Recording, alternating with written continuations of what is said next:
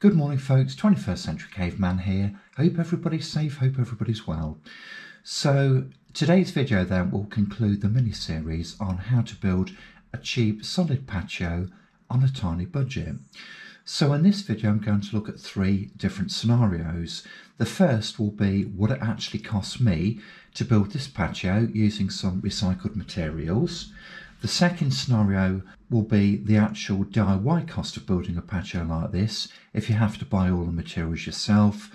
And the third scenario will be where you actually get a contractor in to do all of the work and supply all of the materials. So first of all then we're going to look at what it costs me to build this patio.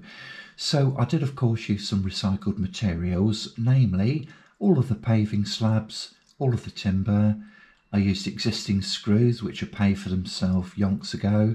I also used 5 bags of recycled slate, and also I used some weed membrane left over from a previous job. So that saved me a decent amount of cash from the off. So what did I have to buy then? Well, I ended up purchasing 2 jumbo bags of MOT Type 1 Hardcore, 1 jumbo bag of sharp sand, and I had to supplement slate chippings by buying an extra 21 bags. I certainly didn't think it would be as much as that. And also a further 4 bags of sharp sand, and they're the 20 kilo bags. So they're the materials which I had to buy. So what did it cost me then? Well, that cost me the grand sum of £248.54, which I'm sure everybody would agree is an absolute bargain.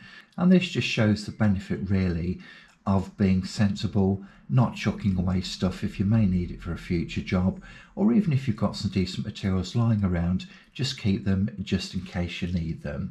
So now let's look at scenario 2, whereby you build the patio yourself but you need to buy all of the materials.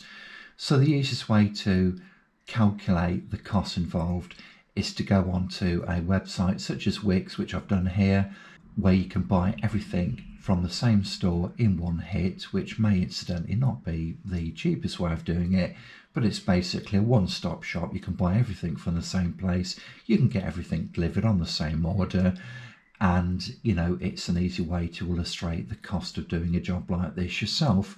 As I say, I've just stuck everything in the basket, so I'm going to go through those now.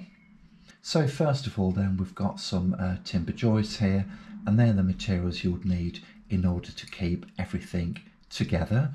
So these form your timber boundary then, and we'd also need some timber stakes in order to secure the timber borders. Second on the list then, as you know, I recycled all of the paving slabs. There were 2 different sizes. We had a dozen at 600mm square and a further 5 at 450mm square. So if you had to buy these from you, we can see that the costs are starting to mount up already, can't we? So here are the 4 additional bags of sharp sand which I had to purchase because I ran a bit short, and also I had to purchase a big jumbo bag. It's about 850 kilos of sharp sand. Now you can actually save a little bit of money by shopping around with stuff like this. I'd certainly recommend that you go to a builder's merchant, which tend to be a bit cheaper. So you'll also need some nice strong screws, and I think decking screws are absolutely perfect for a job like this. 250 will cover it easily.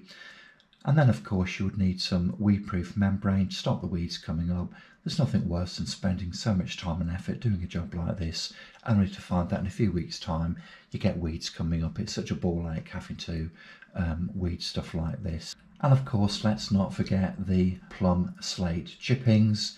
Now you can buy jumbo bags of these, but the jumbo bag does cost more than if you actually purchase these 20 kilo bags separately. Now you can get them a lot cheaper if you shop around. Right folks, so the big reveal then, what's all this stuff going to cost? Well, as you can see, this is a staggering £676.49 delivered. Right, okay, so now let's move on to scenario 3 then, where you use a contractor to do the work. So you'll be paying for the materials and the labour, which is going to be the biggest part of the cost of this job. So clearly the biggest negative about this is going to be the cost, isn't it? You know, it's going to cost you a lot of money, and it offers no guarantees about the quality of the work and the outcome. Your main responsibility really then will be to shop around, organise to get some competitive quotes. Obviously, you've got to be aware that it's quite common, isn't it, that contractors just won't turn up, so that potentially lots of time can be wasted, and it can lead to lots of frustration, wasted time. Now, the thing is, of course, any good contractor, they're not going to be available straight away, and this leads to long lead time, so you've got to try and plan ahead of time. The main advantage, though, is, of course, the fact that you don't have to stress and worry about everything. You can put the kettle on, sit back, and just let other people do the graft, but this will come at a cost, and that's what we're going to have a look at now.